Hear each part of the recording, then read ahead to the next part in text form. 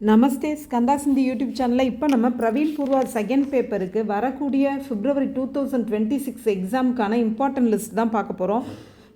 இதோட syllabus 3 books இருக்குது. இதில் Hindi Sahitya ka Sankshipt Itihas, second one Dakshini Kathayen, third one Dakshin me Hindi Prachar Andolan கா இதிஹாஸ் அப்படின்னு 3 புக்ஸ் இருக்குது. இதில் எனக்கு கான்செப்ட் தெரிஞ்சிட்டா, ஸ்டோரி தெரிஞ்சிட்டா நான் ஓனாக எழுதிடுவேன் அப்படின்னு நினச்சிங்கன்னா செகண்ட் அண்ட் தேர்டு புக்கை நல்லா தரோ பண்ணிங்கன்னா அதில் ஈஸியாக நம்ம ஓனாக எழுதக்கூடிய அளவுக்கு இருக்குது. 60 மார்க்ஸு அதை நல்லா தரோ பண்ணாலே நம்ம நல்ல மார்க் எடுத்துடலாம். ஃபஸ்ட் ரோமனை பொறுத்த வரைக்கும் இலக்கியத்தை பற்றி தெளிவாக படித்தால் மட்டும்தான் மார்க் எடுக்க முடியும். இப்போ நம்ம கொஷின் பேப்பரில் ஃபஸ்ட் அண்ட் செகண்ட் ரோமன் ரெண்டுமே ஃபஸ்ட்டு புக்கிலேருந்து வருது. அதுக்கான இம்பார்ட்டன்ட் லிஸ்ட்டை தான் பார்க்க போகிறோம். ஃபஸ்ட்டு ஒன் ஹிந்தி சாகித்யக்கே கால் விபாஜன். நான் அந்த கொஷின்ஸோட ஸ்டார்டிங் மட்டும் கொடுத்துருக்கேன். செகண்ட் ஒன் ஆதி கால் கி தார்மிக் சாமாஜிக். தேர்ட் ஒன் வீர்காத்தா கால் கி விசேஷதாயேங். फोर्थ वन हिंदी के पूर्व मध्य काल की. फिफ्थ वन ज्ञान मार्गी शाखा की विशेषताओं. सिक्स्थ वन ज्ञान श्रेय शाखा के अन्य कवियों.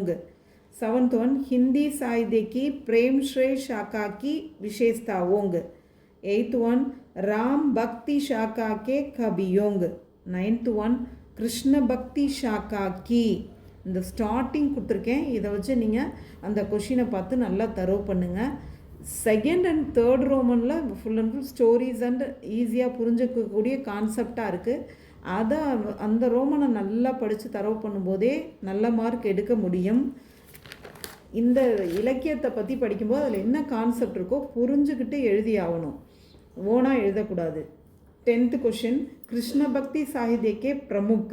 11th वन भक्ति काल हिंदी साहित्य का स्वर्ण युग. தேர்டு ஒன் இப்போ தேர்டு ரோமனும் ஃபோர்த்து ரோமனும் டிப்பனிஸ், இந்த சாகித்யா அப்படிங்கிற புத்தகத்தில் இருக்கக்கூடிய டிப்பனிஸ் கூட கொஞ்சம் ஈஸியாக தான் இருக்கும். அதை நம்ம கான்செப்டை ஈஸியாக எழுத முடியும். சாகித்யக் டிப்பனிஸும் இருக்குது. அதாவது ரீத்தி கால் தக், ஆதுனிக் கால் தக் அப்படின்னு சொல்லி 2 விதமாக டிப்பனிஸ் பிரிக்கப்பட்டிருக்கு.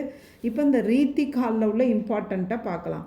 अमीर खुसरो, विद्यापति, चंदरदाई, पृथ्वीराज रासो, विनय पत्रिका, पुष्टि मार्ग, मीराबाई, रस्कान, सूरसागर.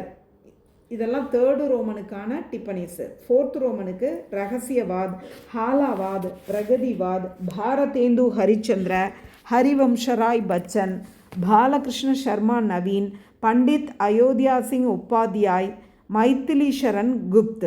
இது எல்லாமே ஃபோர்த் ரோமனுக்கான இம்பார்ட்டன்ட் லிஸ்ட்டு. இந்த டிப்பனிஸை பொறுத்த வரைக்கும் நம்ம ஈஸியாக கான்செப்டை புரிஞ்சுட்டு எழுத முடியும்.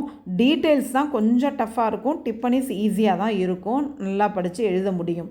அடுத்து 5th ரோமன் தக்ஷினி கதாயங்கில் மேரி பத்னி, தோத்தா और மைனா, இது ரெண்டில் ஏதாவது ஒன்றாவது வந்துடும். 6th ரோமன் டிப்பனியாங்க, இந்த ஸ்டோரிஸ்லேருந்து வரக்கூடிய டிப்பனிஸ். कांतम, कांतम का पति, सीतम्मा, शिशिर कुमार, तिलगम, वेंकैया, नूरुनिसा, गुलाम कादर, तिरुमலை, சிவசர்மா, முகமது. இது எல்லாமே இப்போ ஒரு ஸ்டோரியை நல்லா படிச்சிட்டிங்கன்னா அதை வச்சே ஒரு 2 டிப்பனிஸ், அதாவது இதெல்லாம் கேரக்டர்ஸ், அந்த ஸ்டோரியில் இருக்கக்கூடிய 2 or 3 கேரக்டர்ஸ் இருக்கும். ஸ்டோரி நல்லா தெரிஞ்சிச்சுன்னா அதை வச்சு கட்டாயமாக எழுத முடியும். 7th ரோமன் தக்ஷின் மே ஹிந்தி பிரச்சார ஆந்தோலன் கா இதிஹாஸ்.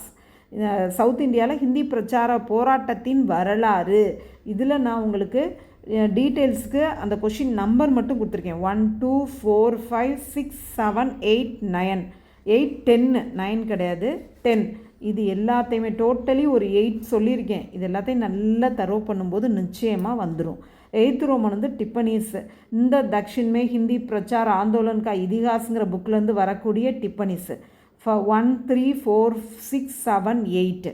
இது எல்லாத்தையும் நல்லா தரோ பண்ணும்போது நல்ல மார்க் எடுக்க முடியும். தன்யவாத்.